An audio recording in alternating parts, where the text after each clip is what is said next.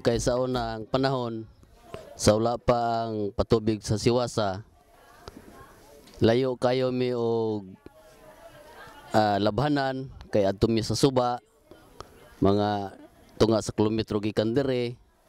Unya ang amo pong kabanan sa Imnonon, layo pod kay diya sa tubod.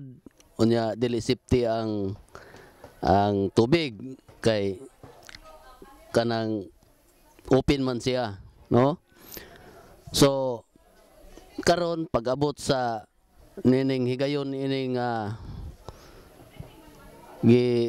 kuan sa poder nga sa Siwasa patubig, dako kayo mi og pagpasalamat, dako kayo ko og pagpasalamat tungod kay ang tubig permanente na karon mag-awas.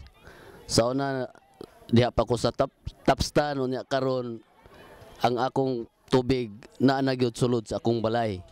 So dako kayo kog pagpasalamat diha sa maong sa organisasyon sa Siwasa nga gikuanan sa atong poder, no? So mo na nga bisan ug unsay akong buhaton sa akong kaugalingon diha sa balay, parte sa paggamit nako sa tubig, di nako mahingawa.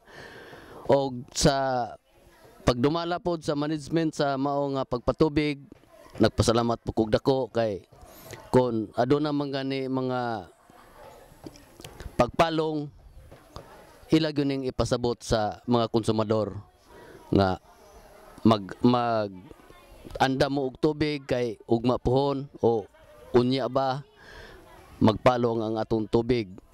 So dako kayo ko pagpasalamat niya na tungod kay mayo ang ilang pagdumala. So diha sa ako nga pagpa-installer sa maong tubig, naman ko'y kaugaling kwintador kaloy sa Ginoo, kada buwan wa gyud ko'y palta pagbayad. Ako gyud ang gina-update ang pagbayad nako kay lisod kayo maputlan ko kay isar ka bulan dili ta makabayad putlan. So mo gyud balaod din sa Siwasa. Salamat intang kay okay sinanay. Wa nagiling among tuloy.